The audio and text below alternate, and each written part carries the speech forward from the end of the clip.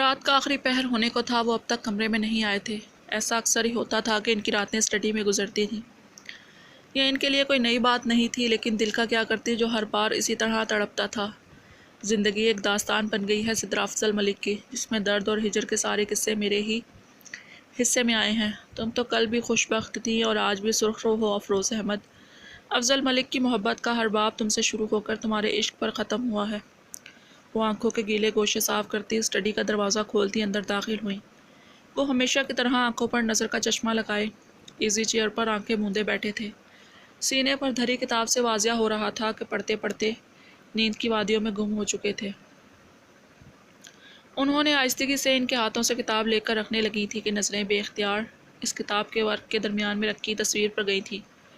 سمندر جیسی آنکھوں میں محبت لیے افضل ملک کی جانب دیکھتی افروز احمد تھی۔ وہ دونوں مسکراتے ہوئے ایک دوسرے کی جانب دیکھ رہے تھے۔ ایک مکمل منظر تھا جو نہ جانے کتنی کی زندگیوں کو نامکمل کر گیا تھا۔ یہ کتاب وہ ہمیشہ افضل ملک کے ہاتھوں میں دیکھتی آئی تھیں۔ وہ کتاب نہیں پڑھتے تھے۔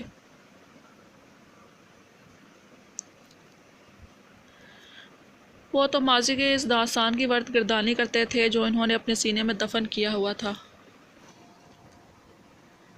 دل میں درد کا ایک طوفان اٹھا تھا۔ کتاب ان کے ہاتھ سے گری تھی۔ آہٹ پر افضل ملک بھی اٹھ بیٹھے تھے، لبوں پر دونوں ہاتھ رکھے سسکتی ہوئی سدرا اور زمین پر گری کتاب کے درمیان افروز کی تصویر انہیں تمام معاملہ سمجھا گئی تھی۔ فقط کچھ لمحے زندگی کے اپنے لیے نکالتا ہوں میں جب یہاں اس اسٹڈی میں آتا ہوں۔ ان لمحوں میں اپنی زندگی جیتا ہوں میں سدرا بیگم۔ آپ سے گزارش کی ہے ان پلوں کے درمیان نہ آیا کریں، میری اذیت بڑھ جاتی ہے، تکلیف حد سے سوا ہو جاتی ہے۔ میں نہیں چاہتا آپ کو اپنے لفظوں یا عمل سے کوئی تکلیف دوں، خدا را دور رہا کریں۔ رات کا یہ پہر میرا اور ان لمحوں کا ہے جن میں نے اپنی زندگی جی ہے۔ ان کے درمیان آ کر کچھ حاصل نہیں ہوگا سدرا، وہ بے بسی سے بولتے زمین پر پڑی کتاب ہاتھوں میں اٹھاتے اسٹڈی سے نکل گئے تھے۔ پیچھے شلسی کھڑی ان کی کئی باتوں میں چھپے مطلب کو سمجھتی لبوں پر ہاتھ جمائے اپنی سسکیاں دبا رہی تھیں۔ زاوی تم ہمیشہ لیٹ کرتے ہو، سب انتظار کر رہے ہیں، جلدی۔ وہ اپنی دھن میں بولتی اندر داخل ہوئی تھی۔ اندر کا منظر دیکھ کر سرخ ہوتی رخ پھیر گئی۔ زاوی تم بہت بے شرم ہو۔ وہ جو ابھی بات لے کر آیا تھا ٹاول سے پانی کے قطرے خشک کر رہا تھا، اس کی گھبرائی ہوئی آواز پر ہنس پڑا۔ کیوں؟ میں نے کیا کیا ہے وائفی؟ وہ معصوم بنتا اس کا رخ اپنی جانب کر گیا۔ تم شرٹ لیس ہو، وہ سر جھکائے معصومیت سے بولی۔ اچھا پھر؟ وہ سمجھنے کے سے انداز میں سر ہلا کر اسے بولنے کا اشارہ کر رہا تھا، جو سرخ ہوتی نظریں جھکائے کھڑی تھی۔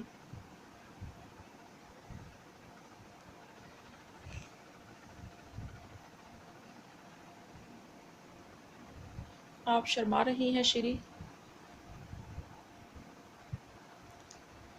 وہ مسکراہٹ دبائے اس کی نوز پن کو چھیڑتے سنجیدگی سے بولا۔ نہیں، میں تو نہیں شرما رہی۔ وہ آنکھیں میچ کر جلدی سے بولی۔ اچھا، وہ سنجیدگی سے بولتا قریب ہوا۔ زاوی پلیز نہیں۔ وہ لرزتی ہوئی آنکھیں میچ گئی تھی۔ کھول لیں یار، شرٹ پہن لی ہے میں نے، اس کی مسکراتی آواز پر وہ آنکھیں کھولتی خفگی سے اسے گھورنے لگی، جو اب اس کے ہاتھ تھامتا بٹن بند کرنے کی جانب اشارہ کر رہا تھا۔ وہ اس کا اشارہ سمجھتی دھیرے سے مسکراتی بٹن بند کرتی اسے اپنی جانب متوجہ کر رہی تھی۔ محبت کے سفر میں رفاقتوں کی راہوں پہ چلتے وہ دونوں ایک دوسرے کے لیے لازم و ملزوم ہو گئے تھے، اور اس بات کا دونوں کو ہی بخوبی اندازہ تھا۔ وہ محبت سے اسے تختہ خانوں میں سجے جھمکوں کو چھیڑ رہا تھا۔ وہ ہمت کرتی بمشکل اس کے مقابل کھڑی تھی۔ یہ جھمکے بھی اب صرف میری محبتوں کی سرگوشیاں کریں گے۔ اس کی سرگوشی پر خود میں سمٹتی ادموی سی ہونے لگی، آواز حلق میں ہی کہیں دب گئی تھی۔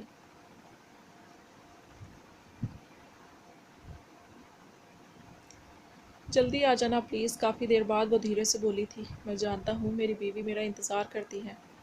وہ اس کے ہاتھوں میں ہیئر برش تھماتا دلکشی سے مسکرایا تو وہ جھیپ گئی۔ نہیں، وہ تو میں ویسے ہی پنجوں کے بل اونچی ہوتی اس کے بالوں کو اسی مخصوص سیٹ کرتی وہ منمنائی، کوشش کروں گا اپنی شیری کو انتظار کی خوف سے مبتلا ہونے سے بچا لوں، پرفیوم اس پر اسپرے کر کے اسے خود میں بیچتا۔ وہ سنجیدگی سے بولا۔ وہ مسکرا دی، جیسے جانتی ہو اس کا کہا لفظ سچ ہے باجی۔ چھوڑے سب، ادھر دیکھے نا۔ وہ جو تیزی سے آرڈر پلیس کر رہی تھی، پوگو کے اس طرح اندر داخل ہونے پر آنکھوں میں الجھن لیے اسے دیکھتی اندر کی جانب بڑھی۔ چند مہینے پہلے ہی فوگو اور فیہا نے میٹرک کے امتحان دیے تھے۔ بیلا کو ان کے رزلٹ کا انتظار تھا تاکہ وہ کسی اچھے کالج میں دونوں کا داخلہ کروا سکے۔ پوگو باجی کا بچہ، بولو کیا بات ہے؟ وہ ہاتھ صاف کرتی اس کی جانب متوجہ ہوئی، جو موبائل ہاتھوں میں لیے منتظر کھڑا تھا۔ باجی یہ دیکھیں، میری پوزیشن بنی ہے بورڈ میں، نام دیکھیں۔ فرتے جذبات سے اس کی آواز بھرا سی گئی تھی۔ بیلا نے نم آنکھوں سے موبائل کی جانب دیکھا جہاں نیوز پر پوزیشنز ہولڈر کے نام اناؤنس ہو رہے تھے۔ میں نے کر لیا باجی، میں آپ کا پوگو ہوں۔ میں فخر سے لوگوں کو بتا سکتا ہوں میں اپنی باجی کا پوگو ہوں۔ وہ اس کے چہرے پر بکھری شفقت بھری مسکراہٹ دیکھتا خوشی سے پر لہجے میں بولا تھا۔ وہ نم آنکھوں سے مسکراتی اس بات میں سر ہلا گئی۔ پر بیلا، پوزیشن تو کسی پرویز کوثر کی بنی ہے۔ فیہا نے ناسمجھی سے بیلا کی جانب دیکھا۔ اس کا بھی آج رزلٹ آؤٹ ہوا تھا، اس کے تمام سبجیکٹ کلیئر تھے اور وہ اسی میں خوش اور مطمئن تھی۔ وہ پرویز کوثر میں ہی ہوں۔ وہ فخر سے سینہ تانے اس کے آگے کھڑا تھا۔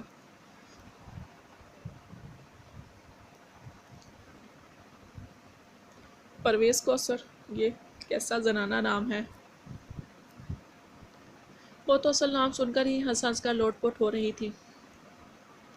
نام بھی پردوں والا ہے اور کام بھی۔ تم تو جلتی ہی رہنا مجھ سے ٹیڈی۔ وہ منہ بگاڑ کر بولا۔ بیلا، تمہارا یہ معصوم سونا چھوٹا سا پوگو نا کسی دن میرے ہاتھوں قتل ہو جائے گا۔ بیلا باجی بولو، میری باجی کا نام نہ لیا کرو۔ بیلا کے کچھ بولنے سے پہلے ہی وہ بول اٹھا۔ بس کرو دونوں، آج کا کام ختم کرو، رات ہم اپنے پوگو کی کامیابی سیلیبریٹ کریں گے۔ وہ مسکراتی ہوئی بولی۔ اور پوگو میرے بچے، یہ پہلی کامیابی ہے، یہ منزل نہیں ہے، منزل ابھی بہت دور ہے۔ آج کی کامیابی کی خوشی آج ہی منا لو میرے بچے، کل یہ ماضی ہو جائے گا۔ اس کے بعد تم نے اس سے متعلق سوچنا بھی نہیں ہے۔ اس کے بعد مستقبل کی کامیابی کے لیے محنت شروع کرنی ہے۔ پوگو کو پیار کرتے سنجیدگی سے بولی تھی۔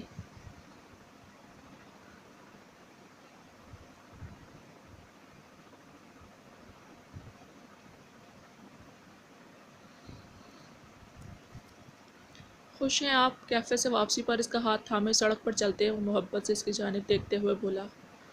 معمول کی بنسبت آج اچھی خاصی رات ہو چکی تھی۔ پوگو کی خوشی سیلیبریٹ کرتے رات کافی ہو گئی تھی۔ ہمیشہ کی طرح وہ آج بھی اس کی چادر کے حصار میں تھی۔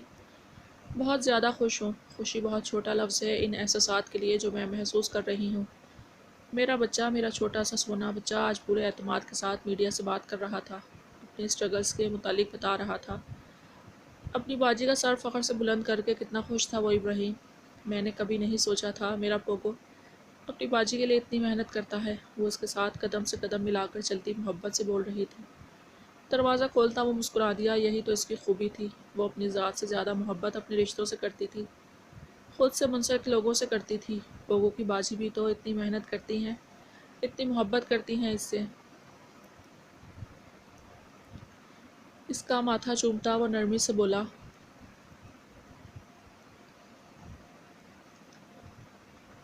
بات کرتے ہوئے وہ لاؤنج میں داخل ہوئے تو سدرا بیگم کو منتظر پایا۔ کھانا ہم نے کھا لیا ہے اماں جان، بیلا کافی بنا لیں ہم سب کے لیے۔ سدرا بیگم سے پیار لیتا وہ کمرے کی جانب بڑھا۔ کچھ ہی دیر میں وہ کافی تیار کر چکی تھی۔ کافی کا مگ ان کی جانب بڑھاتی وہ ان کے ساتھ ہی بیٹھ گئی۔ مما جانتی ہیں آج میں بہت… مما نہیں کہا کرو مجھے بیلا۔ وہ جو اپنی خوشی ان سے شیئر کرنے جا رہی تھی، ان کی بات پر الجھ کر انہیں دیکھنے لگی، جو اس کی سنے بغیر ہی اپنے کمرے میں چلی گئی تھیں۔ بیلا، اماں جان کہاں گئیں؟ وہ کپڑے تبدیل کرنے کے بعد واپس آیا تو اسے غائب دماغی سے کھڑے دیکھ کر تشویش سے پوچھا۔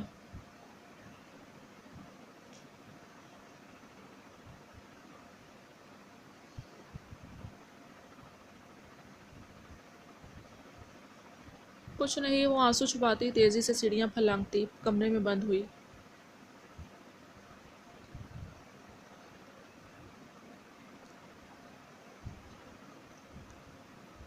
وہ غائب دماغی اسی سے حالت میں اپنے کمرے میں آئی تھی، بے یقینی تھی۔ مجھے مما نہ کہا کرو۔ ان کی آواز ایک بار پھر اس کی سماعت سے ٹکرائی۔ مما نہ کہوں؟ وہ मुँह ही मुँह में बड़बड़ाई, आंसू टूटकर गालों पर फिसले। माँ को माँ ना कहूँ। कमरे की खामोशी में इसकी सिसकी गूंजी थी। कैसे घुटी घुटी सिसकियाँ अब रोने के बुलंद आवाज़ में तब्दील हो रही थीं। बेला हनी, क्या हुआ? क्या बात है? अंधेरे कमरे में गूंजती इसकी सिसकियाँ इब्राहिम का दिल दहला रही थी। इसकी इस हालत की वजह वो समझ गया था। कुछ देर पहले वो इस कदर खुश थी। बेला, क्या हुआ? मुझे बताएं। अम्मा जान से कोई बात हुई है? इसका चेहरा हाथों में भरे वो संजीदगी से बोला, कोई माँ कैसे कह सकती है कि इसे माँ कहकर ना पुकारा जाए? वो खाली खाली निगाहों से इसकी जानिब देखती भराई आवाज़ में बोली। इब्राहिम मलिक को ऐसा महसूस हो रहा था जैसे किसी ने इसका दिल मुट्ठी में मसल दिया हो। इब्राहिम, आपको तो कभी मम्मा ने मना नहीं किया कि इन्हें माँ ना कहें, मुझे क्यों? बहती निगाहों से इसकी जानिब देखती वो इसे तड़पा गई थी। बताए ना मुझे क्यों? इब्राहिम, वो तड़प कर रोती इसके सीने पर सर मार रही थी। मुझे कहा मम्मा ना कहूँ। क्या कहूँ? बेबसी से अपनी गिरफ्त में तड़पती वो अपनी ज़िंदगी को देखता लब बेच गया था। वो जो इसकी हर ख्वाहिश पूरी करने की चाह रखता था, इसके दिल में पनपती सबसे बड़ी हसरत जानकर भी पूरी नहीं कर सकता था। बेला, ज़ब्त से भारी होती आवाज़ में इसने धीरे से पुकारा था।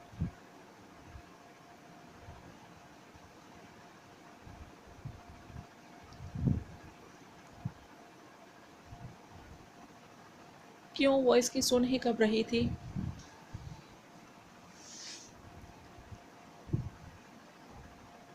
वो खुद से इसे लगाए बेबसी से तड़पते सी सकते देख रहा था। काफ़ी देर बाद इसकी सांसें भारी होती महसूस होने पर इसे बेड पर सही से लिटाकर कंफर्टर इस पर दुस्त किया था। मुझे कहा मम्मा नहीं कहूँ।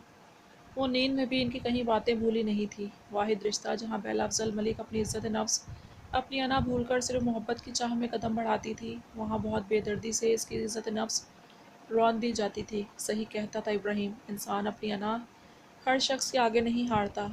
वो अनाज़ादी जिसे इब्राहिम मलिक ने सींच सींच कर सीने से लगाए रखा था, इसकी अना पर ज़र्ब नहीं लगने दी थी। वो इसके सामने बिखर रही थी, टूट रही थी और वो बेबस था।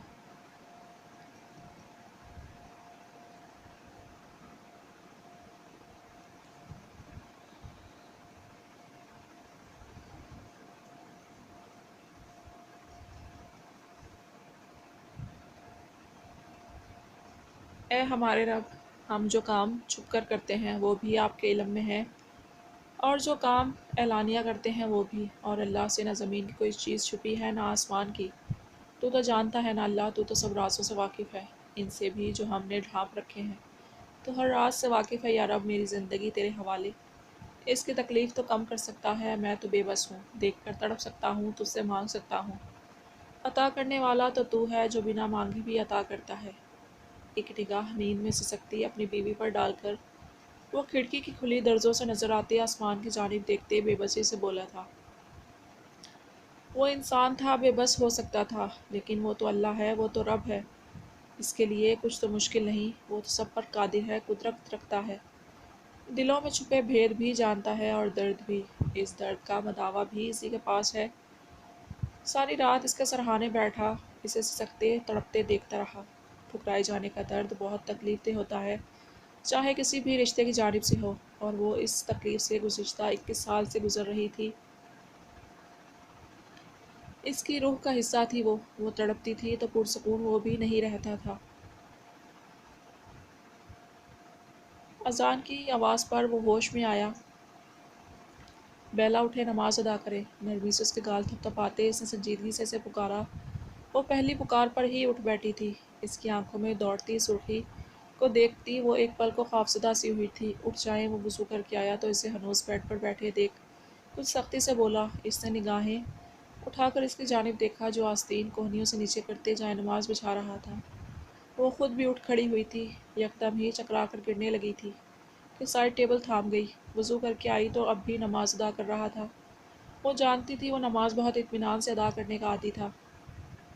सलाम फेर कर इब्राहिम ने इसकी जानिब देखा जो इसकी चादर को अपने गिर्द लपेटे इसकी जानिब देख रही थी। اسے اپنی جگہ پر آنے کا اشارہ کرتا وہ خود ایک کنارے پر ہوا تھا۔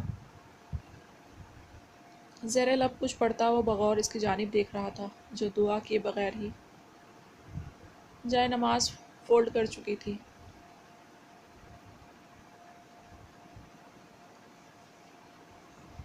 بد نصیب ہوتے ہیں وہ جو اپنے رب سے نہیں مانگتے۔